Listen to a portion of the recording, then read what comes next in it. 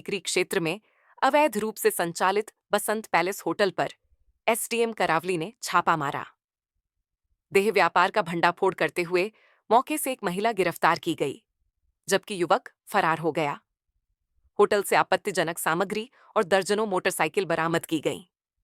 Hotel में न तो रजिस्टर में एंट्री मिली और न ही संचालक या मैनेजर मौजूद था। पुलिस ने कई गाड़ियां सीज की और जांच जारी है। आज आप फतेहपुर सीकरी के दौरे पे आई तो आपने होटल बसंत पैलेस में क्या मामला रहा है? मैं फतेहपुर सीकरी में वृक्षारोपण के लिए आई हुई थी, तो वापसी जाते समय मेरे फ़ोन पे एक सूचना आती है कि ये होटल बसंत और आसपास होटल्स में कुछ ऐसे क्रियाकलाप हो रहे हैं जो कि सामाजिक दृष्टि से सही नहीं है।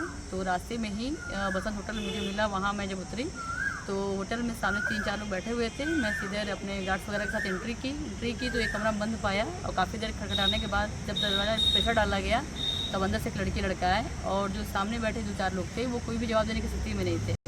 वो लोग धीरे धीरे निकलते गए। फिर मैंने तत्काल एसपी साहब को कॉल किया, उन्होंने थाने से फोर्स भेजी है और अभी काफ़ी लोगों के बाइक्स वगैरह यहाँ पे खड़े हैं, कार खड़ी है। इसका मतलब है कि काफ़ी लोग यहाँ पे इन्वॉल्व थे, लेकिन जैसे सूचना उनको लगी कि प्रशासन आया वैसे ही तत्काल पीछे से 1-2 लोग अवसर पा करके निकल गए।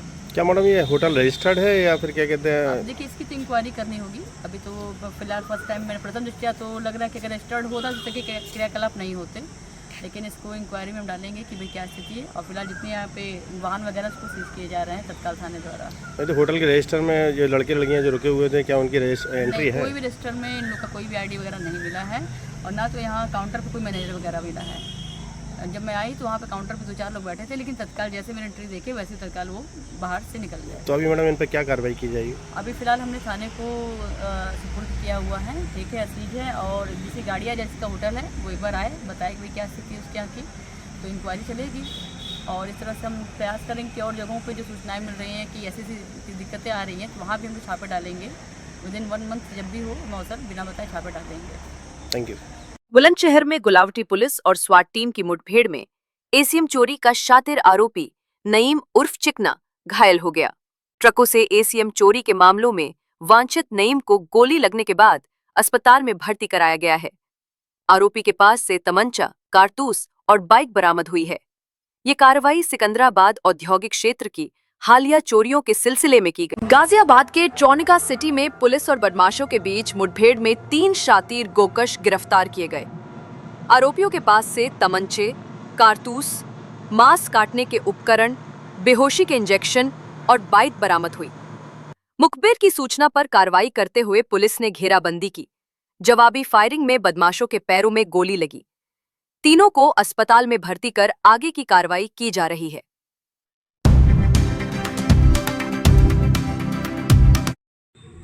आज दिनांक 6/6/25 को थाना टोनिका सिटी पुलिस द्वारा सघन वाहन चेकिंग की जा रही थी। इसी क्रम में गेट नंबर 2 पर चेकिंग के दौरान एक बिना नंबर प्लेट की बाइक जिस पर 3 व्यक्ति सवार थे तेजी से पूस्ता की तरफ से आते हुए दिखाई पड़े, जिन्हें रोकने का इशारा किया गया, परंतु और रुकने के बजाय बाइक को और तेजी से भगाने का प्रयास करने लगे। संदेह होने पर पुलिस द्वारा उनका पीछा किया गया।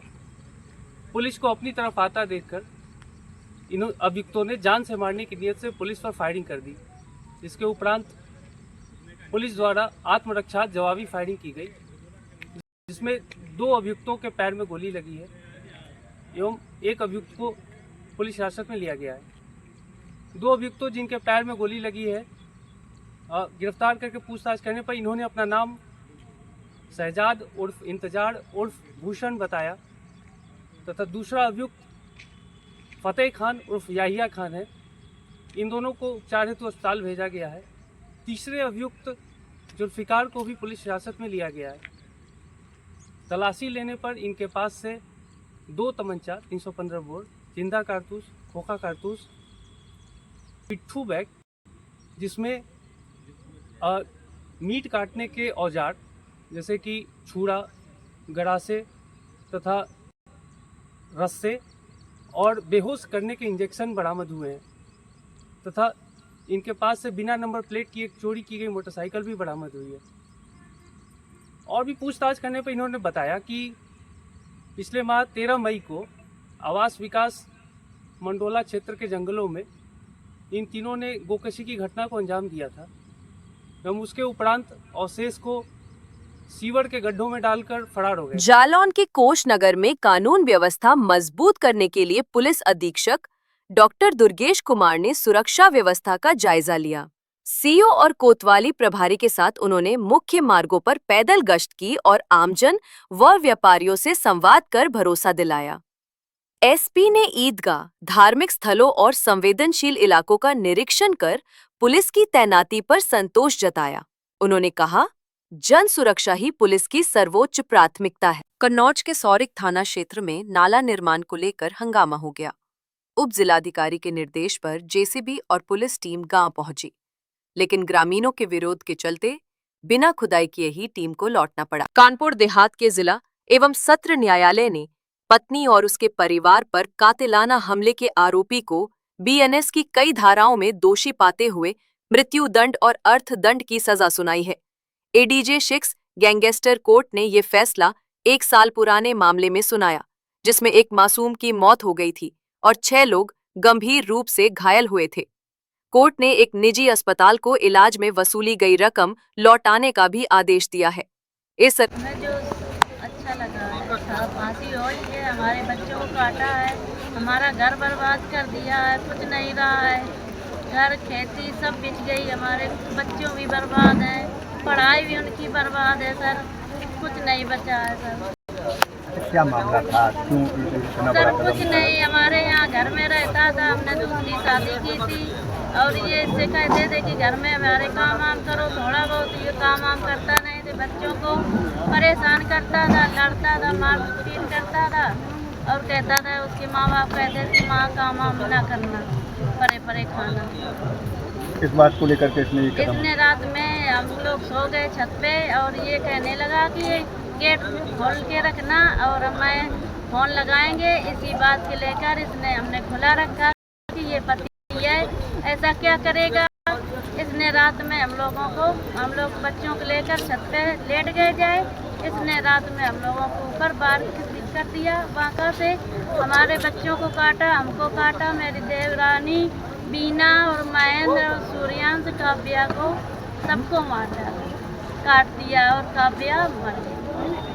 ये दूसरे पद से तो आपको जी हाँ, हमारे पति दूसरे। कौशाम्बी जिले के मंझनपुर और भरवारी नगर पालिका क्षेत्रों में हो रही अवैध प्लाटिंग पर प्रशासन ने सख्ती दिखाई है। डीएम मधुसूदन हुल्गी ने बिना अनुमति की जा रही प्लाटिंग पर कड़ी कार्रवाई के निर्देश दिए हैं। नहरों पर अवैध पुल बनाकर कॉलोनियों की बसावट की जा रही है, जो नियमों का उल्लंघन और जन सुरक्षा के लिए खतरा है।